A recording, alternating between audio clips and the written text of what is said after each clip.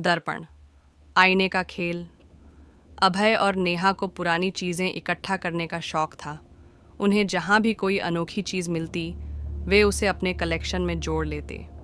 एक दिन उन्हें एक पुरानी हवेली में 800 साल पुराना आईना मिला। वह आईना बेहद खूबसूरत था। सोने का फ्रेम और कांच पर अजीब सी नक्काशी।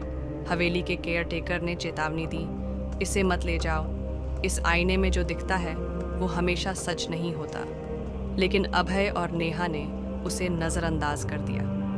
रात 12 बजे आईना दीवार पर टंगा था। नेहा ने उसमें झांका और मुस्कुराई, लेकिन तभी उसकी परछाई ने मुस्कुराकर पलटकर उसे देखा। अभय, ये क्या था?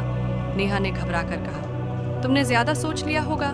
अभय ने उसे समझाया, पर धीरे धीरे अजीब घटनाएं होने लगीं। नेहा को आईने में अपनी परछाई हमेशा अलग दिखती। कभी वह हंसती, कभी गुस्से से उसे घूरती। अभय को यकीन नहीं हो रहा था, लेकिन एक रात आईने से एक हाथ बाहर निकला। नेहा, आवाज आई, लेकिन नेहा कमरे में सो रही थी। अभय ने देखा कि परछाई अब उससे बात कर रही थी। अब बहुत देर हो चुकी है, तुमने इस आईने को छेड़ा, अब यह तुम्हें छोड़ेगा नहीं। अगले दिन नेहा को घर में अजीब आवाजें सुनाई देने लगी। किसी के चलने की आहट, फुसफुसाहटें और कभी कभी किसी का नाम पुकारना। नेहा, अभय।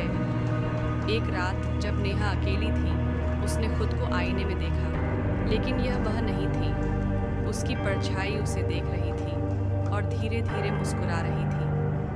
अब मेरी बारी है, परछाई ने कहा। अगली सुबह अभय ने नेहा को बुलाया, लेकिन वह कहीं नहीं थी।